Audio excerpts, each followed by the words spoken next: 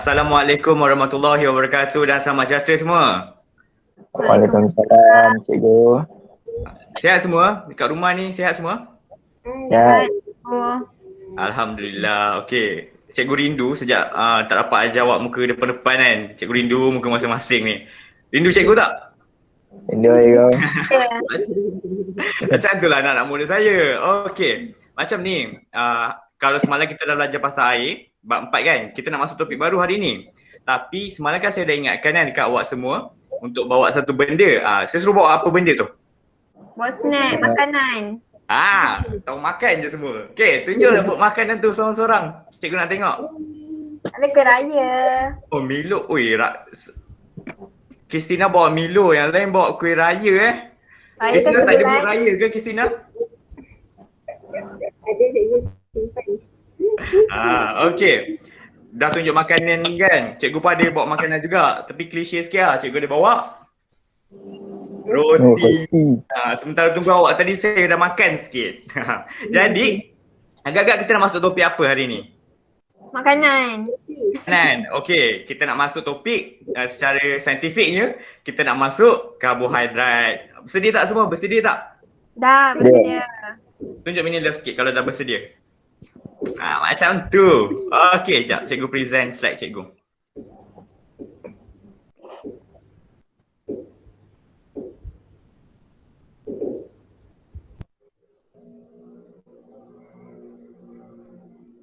Okey, nampak kan?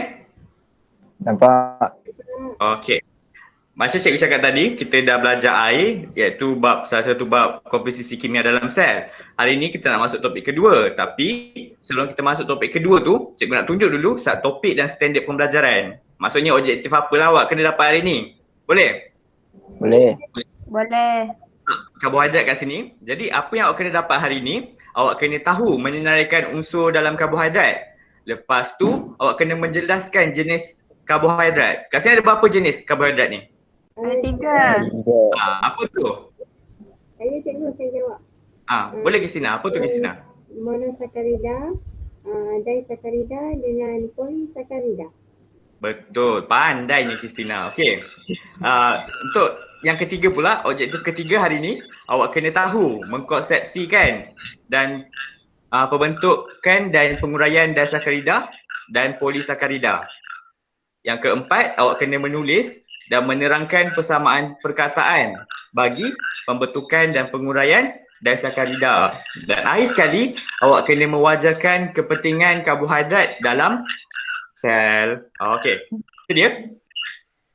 Sedia. Sedia. Okey. Sebelum cikgu masuk, cikgu nak mengajar ni, boleh tak awak tunjukkan kertas dan pen?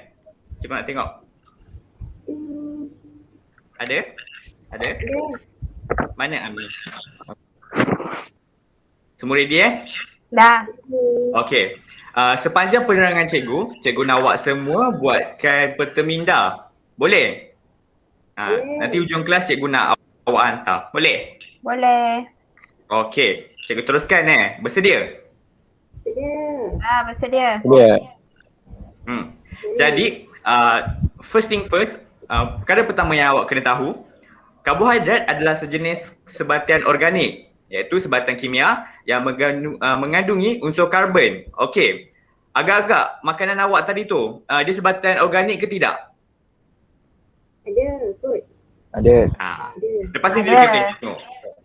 Okey, sebatian organik ni dia ada beberapa jenis, iaitu karbohidrat yang kita nak masuk hari ni, protein, lipid dan asid nukleik. Tak apalah, kita fokus karbohidrat je hari ni. Okey, sebelum awak mengetahui topik karbohidrat ni, ada terma-terma penting yang awak kena faham. Kalau orang kampung cikgu kata terms, important terms. Okey, apa important terms ni? First thing first, awak kena tahu. Perkara pertama awak kena tahu adalah macromolekul. Okey, macromolekul ni apa, bila dengar perkataan makro, apa yang awak terfikir, terlintas dekat awak punya fikiran? Besar. Pandai ni, besar. Jadi makromolekul adalah sebatian yang besar dan kompleks. Untuk polimer pula, ini polimer bukan politeknik ke apa ke, polimer. Jadi polimer ni apa? Polimer adalah rantaian molekul-molekul kecil yang berbentuk makromolekul, dan akhir sekali monomer. Okey, monomer ni apa? Monomer ni adalah molekul-molekul kecil yang menjadi bahan asas makromolekul. Okey. Sekarang ni kalau cikgu kata pasal monomer. Okey, monomer ni apa? Molekul kecil. Molekul kecil. Dia bahan asas untuk makromolekul lah. Ya. Okey, semua dah jelas ni, cikgu terus masuk kepada karbohidrat. Okey. Karbohidrat. Apa karbohidrat ni? Karbohidrat adalah molekul penyumbang tenaga bagi sel kita. Contoh tadi cikgu dah tunjuk pancake. Pancake contoh makanan yang kaya karbohidrat lah. Agak-agak makanan yang awak pegang tadi, dia kaya tak dengan karbohidrat? Sikit. Sikit je. Okey. Kita tengok lagi. Betul tak? Sikit ke, banyak ke? Okey. First thing first, kita punya objektif tadi kan perkara pertama awak kena senaraikan unsur-unsur dalam karbohidrat kan? Jadi, apa unsur yang ada dalam karbohidrat ni? Seorang boleh baca? There you go. Boleh. Bagus Amirul Aziz. Unsur karbohidrat ni kita ada 3. Satu karbon, hidrogen dan oksigen. Okey. Pandai. Apa yang ada dalam karbohidrat adalah karbon, hidrogen dan oksigen, tapi nisbah dia 1, nisbah 2, nisbah 1. Maksudnya dalam setiap karbohidrat tu hidrogen dia lebih 2 molekul. Contohnya kalau kat sini kan, cikgu ada tulis formula kimia dia. CH2ON. Apa maksud N ni? Contoh kan, kalau N ni kat 6, maksudnya C dia 6, H dia awak kena kali 2 dan O dia 6. Faham tak? Okey, itulah contoh formula kimia untuk karbohidrat. Dan jenis-jenis karbohidrat tadi kita ada 3, iaitu monosakarida, disakarida dan polisakarida. Bila kita cakap pasal mono, mesti kita teringat satu kan, macam monoton. Satu. Jadi monosakarida adalah gula paling ringkas. Kalau disakarida, di. Bila cakap pasal di, apa yang awak terlintas? Apa yang awak terfikir? Dua. Pandai. Disakarida ni ada 2 molekul monomer karbohidrat lah. Dan polisakarida. Apa maksud polisakarida? Tadi cikgu dah cakap pasal polimer kan? Kat sini ada poli. Apa maksud polimer sakarida? Apa maksud polisakarida? Rantai. Pandai. Maksudnya polisakarida ni adalah rantaian karbohidrat. Jadi dia gula paling kompleks lah. Jelas tak setakat ni? Jelas. Okay. Jelas. Cikgu bergerak kepada monosakarida. Okey. Monosakarida ni adalah monomer bagi karbohidrat dan proses pembentukan dia adalah proses kondensasi. Tercekik Elio sekejap. Proses kondensasi. Bila cikgu cakap pasal kondensasi, apa yang awak terfikir kondensasi? Banyak kali pernah dengar kan? Betul. Kondensasi proses apa, Kristina? Keluarkan air. Kan? Pandai. Jadi nak bentuk polimer dia kena keluarkan air. Jadi sifat fizikal monosakarida ni adalah dia bersifat manis, boleh membentuk halba dan larut air. Okey, halba ni apa? Ada sesiapa tahu? Kalau tak tahu cikgu boleh terangkan. Tahu tak? Tahu lah cikgu, tak ingat. Tak tahu ke? Halba ni adalah sifat fizikalnya, maksudnya dia kalau awak pegang dia macam bersifat pasir-pasir macam tu. Itulah bersifat halba. Dan larut air. Maksudnya bila monosakarida ni awak letak dalam air, boleh hilanglah halba-halba tadi. Okey. Monosakarida ni ada 3 nama. Ada 3 jenis lah. Iaitu glukosa, fruktosa dan galaktosa. Okey. Glukosa ni dijumpai dekat mana ni? Seorang boleh baca? Farhati? Glukosa ni boleh dijumpai dalam gandum dan ataupun padi. Okey, jadi glukosa boleh jumpa kat 2 tempat tu. Dia adalah monosakarida paling lazim lah orang kata, paling senang nak dijumpai. Okey, fruktosa pula dia dijumpai dekat mana, Haziq? Dia mesti dijumpai dekat buah-buah ataupun madu sebab dia ada fruktosa. Pandai. Okey, dan akhir sekali adalah galaktosa. Dia dijumpai di mana ni? Susu. Okey, walaupun mute cikgu nampak muka Kristina. Susu macam tu. Pandai. Jadi setiap monosakarida ni dia ada sifat unik. Nak tahu tak sifat unik dia apa? Nak. Sifat unik dia ada kuasa penurunan. Ni bukan kuasa boboiboy kuasa 3 tu bukan. Tapi ni adalah sifat unik dia lah, kuasa penurunan. Okey, cikgu nak bergerak ke slide lain ni. Bersedia tak? Boleh Dia. Boleh. Okey. Tadi cikgu dah cakap kan, kuasa penurunan. Apa kuasa penurunan ni? Maksud kuasa penurunan ni, dia berupaya memindahkan hidrogen atau elektron lah kepada sebatian lain. Itu adalah proses penurunan. Dan contohnya, apabila monosakarida, bagi contoh monosakarida kat cikgu, apa dia? Glukosa. Bila glukosa, dia dipanaskan dalam larutan barinik, dia akan menurunkan kuprum disulfat yang warna biru dan menghasilkan mendakan kuprum oksida yang warna merah bata dan tidak larut air. Ini adalah awak pernah belajar masa tingkatan 2 iaitu ujian pemakanan kalau awak ingat lagi. Jadi maksud gula penurun kat sini adalah apa-apa karbohidrat yang boleh melakukan tindak balas penurunan. Jelas tak? Inilah contoh gambar ujian larutan barinik. Nanti kita akan lakukan eksperimen sikit.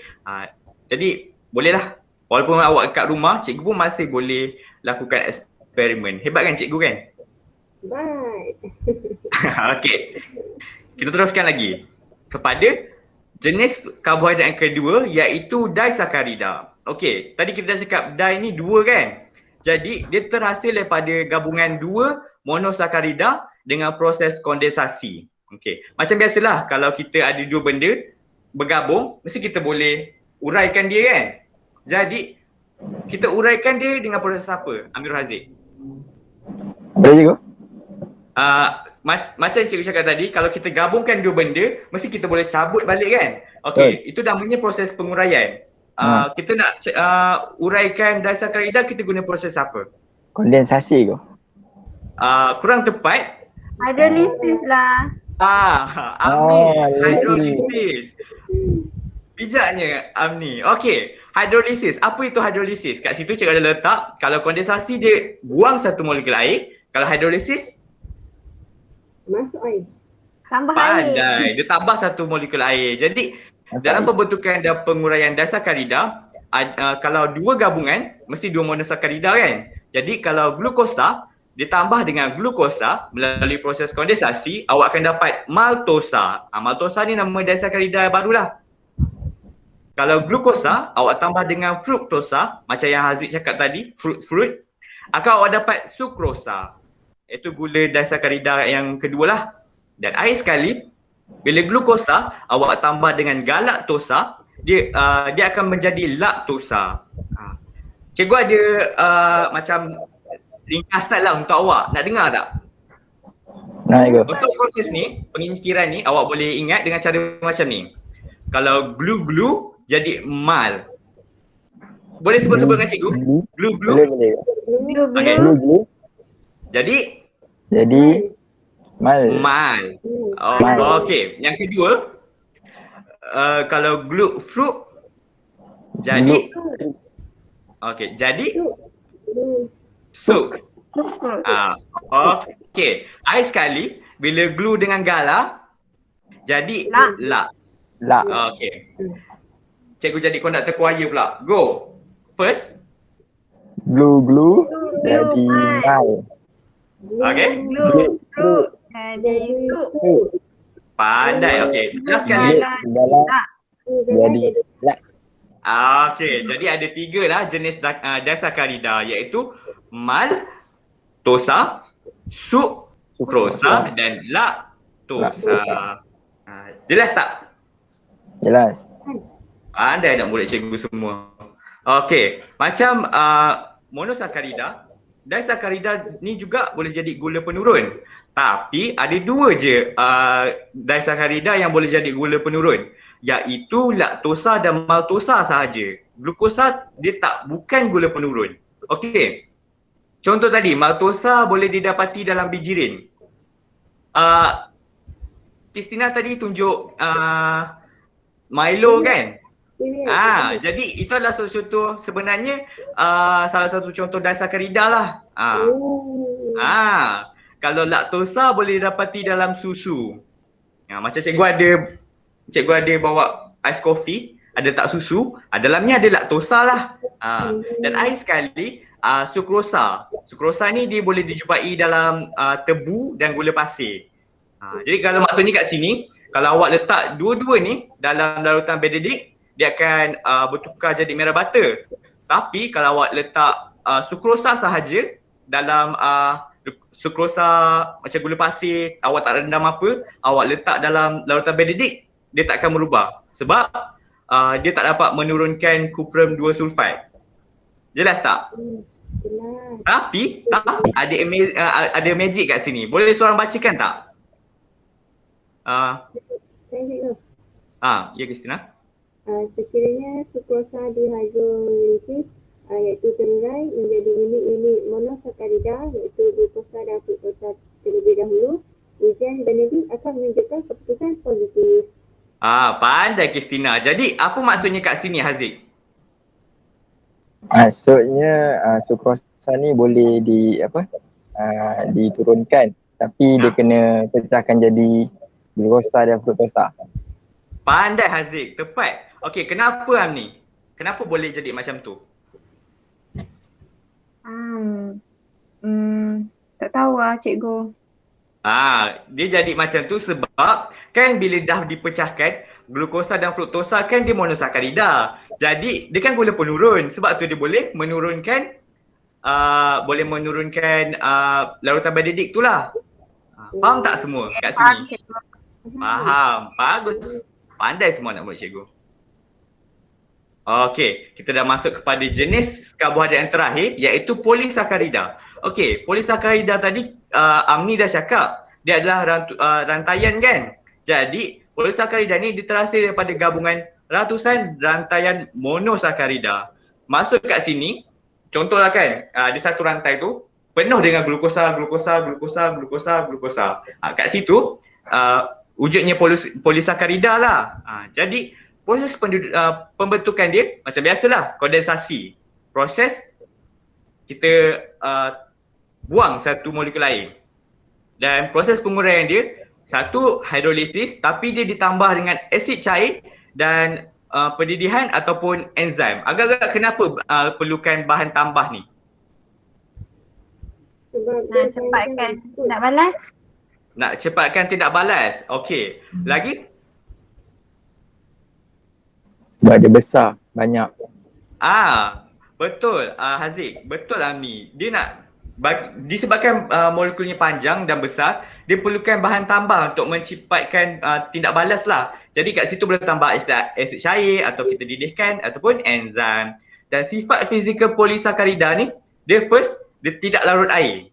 Kalau awak letak salah satu contoh polisakarida ni dekat air, dia takkan melarut. Kemudian dia tidak manis. Dan air sekali dia tidak menghablo. Apa maksud tidak menghablo ni? Tadi cikgu dah terangkan hablo. Apa maksud tidak menghablo? Tidak terurai. Okey, tidak terurai. Maksud kat sinilah kurang tepat tapi cikgu terus bagi jawapan. Maksud tidak menghablo ni maksud dia tidak bertukar menjadi macam pasir-pasir macam tu. Dia punya struktur tu kekal macam tu. Jelas Okey, apa kepentingan polisakarida ni? Maksud kepentingan polisakarida ni, dia kepentingan karbohidrat lah kepada sel.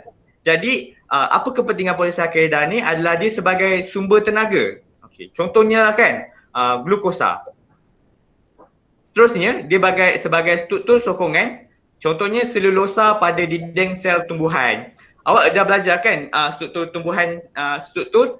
sel tumbuhan kan? Dah. Jadi kalau awak dah belajar struktur sel tumbuhan, bagaimana paling kuat dekat sel tumbuhan tu yang dia memberi bentuk kepada sel? Dinding sel. Pandai Abdul Haziq. Pandai semua. Dinding sel kan. Jadi kalau awak nak tahu, dinding sel tu dia terdiri daripada selulosa. Selulosa ni adalah struktur utamalah dalam dinding sel tu. Dan selulosa ni adalah salah satu jenis polisakarida. Dan akhir sekali, apa pentingnya karbohidrat ni, iaitu polisakarida dalam sel adalah ia sebagai simpanan makanan.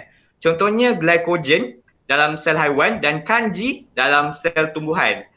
Kalau macam orang cikgu panggil kanji ni starch tau. Jadi nama lain kanji ni adalah starch. Okey, jadi kalau starch ni selalunya terkumpul dekat macam ubi, macam tu lah. Jadi kat sini cikgu ada letak dua polisakarida yang penting. Boleh bacakan tak? Yang glycogen ni seorang? Glycogen ialah polisakarida simpanan utama yang terdapati dalam sel otot dan sel hati haiwan. Bagus Kristina. Maksudnya kat sini glycogen adalah polisakarida yang dijumpai di haiwan lah. Kalau kanji pula? Saya nak baca. Boleh Amni, silakan. Kanji ialah polisakarida simpanan utama dalam tumbuhan. Kanji juga didapati dalam kloroplas. Pandai. Okey. Dengan tamatnya cikgu terangkan polisakarida ni adalah tamatnya penerangan cikgu tentang karbohidrat. Ada tak soalan atau apa-apa yang awak tak faham sebelum cikgu bergerak kepada aktiviti kita seterusnya? Setakat ni tak ada cikgu. Okey, silakan Kristina. Ada nak tanya apa-apa? Tak ada. Okey. Tak ada. Oh, tiada Saya dengar macam ada. Nampaklah cikgu punya semangat tu menutupi telinga cikgu. Ada soalan Boleh jelas semua? Setakat ni nota awak dah terlukis? Dah terbuat? Terlukis tapi tak lengkap, tapi tak apa.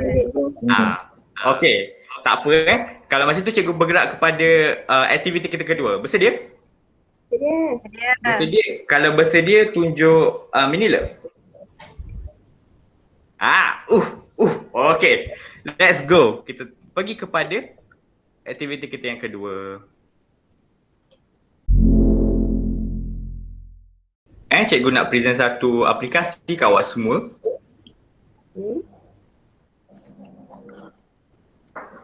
Okey, nampak tak kat situ? Nampak? Okey. Tadi kan cikgu cakap kan, cikgu boleh buat eksperimen walaupun dekat rumah. Hebat kan cikgu kan? Jadi inilah salah satu eksperimen kita hari ini. Let's go. Okey, tadi cikgu ada cakap kan apa untuk menguji kuasa penurunan gula monosakarida ataupun disakarida, kita guna apa tadi? Larutan Benedict. Pandai Amni. Okey, kita akan guna larutan Benedict. Kat sini ada banyak tapi kita nak uji satu je iaitu kuasa penurunan guna Benedict region. Itu orang kampung cikgu panggil lah. Kalau cikgu macam tanya kat mak cikgu, Mak, ada tak Benedict region? Macam tu. Kalau bahasa orang Melayunya, Benedict region ni adalah larutan Benedict. Okey. Kat sini kita nak uji 4 karbohidrat. Okey, glukosa. Glukosa ni jenis karbohidrat apa tadi kita dah belajar? Monosakarida kan?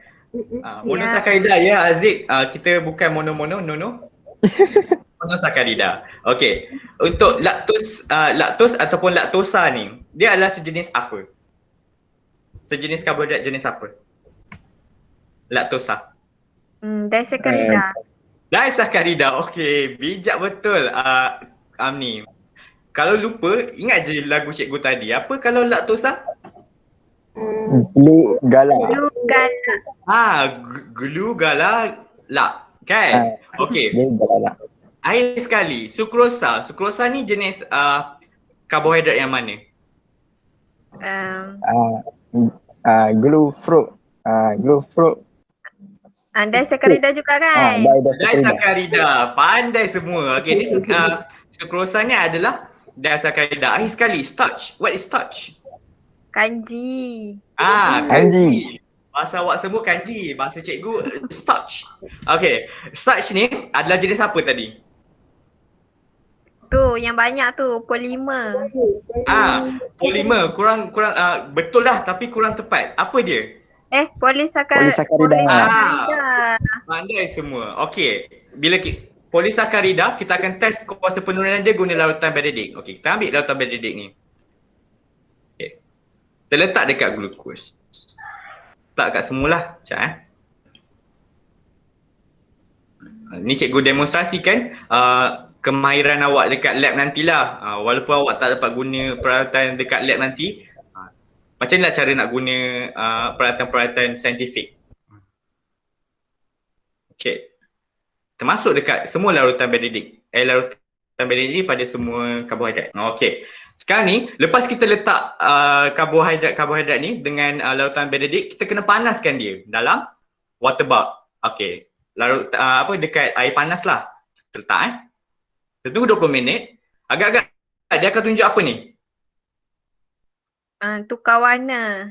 Mendakan. Dia akan tunjuk tukar warna. Tu dia nak tunjuk dah tu. Dia nak tunjuk dah tu. Wow. Jeng. Wih, lama juga 20 minit. Dia dah fast forward. Dah saya ada kita punya eksperimen. Okey, kat sini kita dah nampak. Ada 2 yang bertukar warna dan 2 tidak bertukar warna. Okey, A ni tadi apa?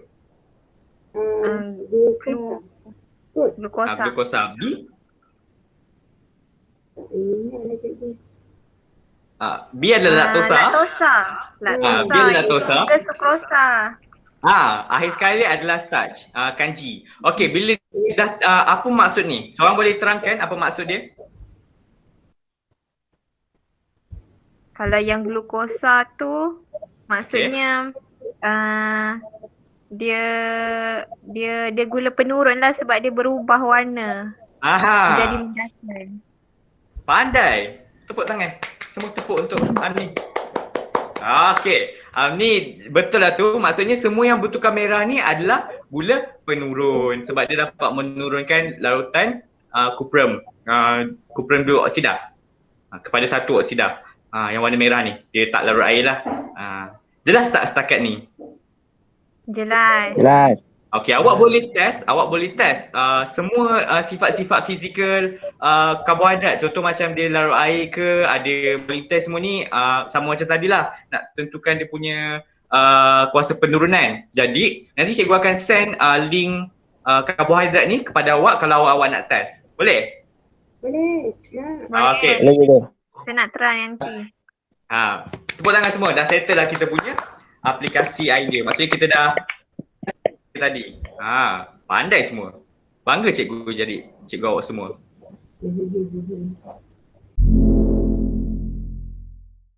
Okey, itu dia kita dah tengok tadi kan. Dekat rumah pun kita boleh bereksperimen. Hebat kan teknologi kita zaman sekarang. Betul. Jadi kan, cikgu dah penat membebel ni, awak pun dah penat buat nota-nota semua. Cikgu nak uji awak. Takut tak? Cikgu nak buat pop quiz. Ayuh. Cikgu jangan bagi yang susah-susah. Jangan risau. Cikgu baik. Cikgu bagi yang mudah-mudah je. Okey, cikgu akan present soalannya. Boleh? Sedia? Dah, sedia. Okey Siapa tak dapat jawab, cikgu cubit. Tak sampai. Cikgu punya cubit Bluetooth. Wow. Okey, cikgu present jap. Power je. Cikgu menuntut ni ilmu gelap. Cubitan. Alamak. Alamak cikgu, bahaya cikgu. Jangan main-main dengan cikgu. Okey, sekarang ni kita nak kepada soalan pula. Jeng. Okey. Soalan pertama. Namakan unsur-unsur yang terdapat dalam karbohidrat. Okey. Siapa nak jawab? Cikgu pick lah, baru macam mendebarkan. Cikgu pilih. Mutiara. Boleh Mutiara jawab? Apakah unsur-unsur yang terdapat dalam karbohidrat? Coba cikgu. Karbohidrat, hidrogen sama oksigen. Hidrogen, oksigen dan karbon. Pandai Mutiara. Terima kasih. Inilah jawapan dia. Karbon, hidrogen dan oksigen. Okey. Tepuk tangan. Cikgu tak jadi cubit. Cikgu tarik cubitan cikgu. Okey. Soalan yang kedua. Senaraikan jenis-jenis karbohidrat utama. Cikgu pilih. Farhati. Sila jawab Farhati. Yes, dapat yang senang. Monosakarida, sakarida, polisakarida. Betul tak? Betul. Cikgu tarik cubitan cikgu. Okey. Akhir sekali, berikan contoh-contoh gula penurun dan gula bukan penurun. Antara dua finalis kita, siapakah dia?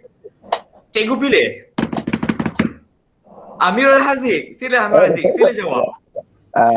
Okey, gula penurun kan cikgu? Ya, betul. Monosakarida. Okey. Kita ada tadi laktosa. Laktosa monosakarida ke? Laktosa bukan. Bukan. Apa monosakarida? Monosakarida kita ada glukosa. Okey, Kita lagi. ada apa lagi? Ya, kita ada fruktosa. Okey, lagi satu. Galaktosa. Pandai. Okey. Okey. Lagi, apa lagi gula penurun? Gula penurun tadi kita ada apa?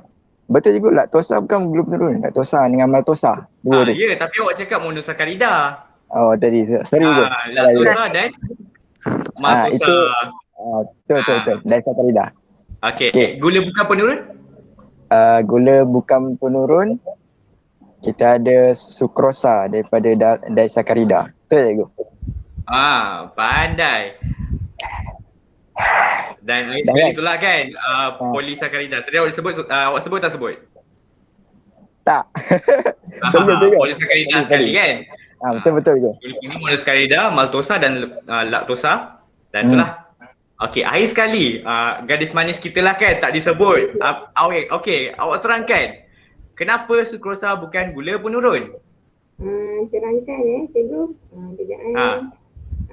Saya rasa sukrosa bukan gula penurun kerana dia tak dapat turunkan larutan kuprum 2 sulfat. Betul tak? Larutan kuprum 2 sulfat kepada larutan 1 oksida lah kan? Betul. Dia sukrosa bukan gula penurun sebab ia tidak dapat menurunkan lautan kuprum 2 sulfat. Okey, ingat cikgu dah letak kat sini warna biru. Lautan kuprum 2 sulfat ni warna biru. Kalau dia diturunkan, dia jadi lautan kuprum oksida warna merah. Okey, dengan tamatnya sesi kuis-kuis awak tu yang mendebarkan, maka tamatlah sesi pengajaran kita. Cikgu tengok adalah boleh jawab. Jadi cikgu bersyukur walaupun online pun awak masih fokus dengan kelas cikgu. Jadi sebelum cikgu tamatkan pengajaran, boleh tak cikgu nak tengok awak punya mind map? Nak tengok awak buat ke tak buat? Tunjuk kat cikgu. Macam ni.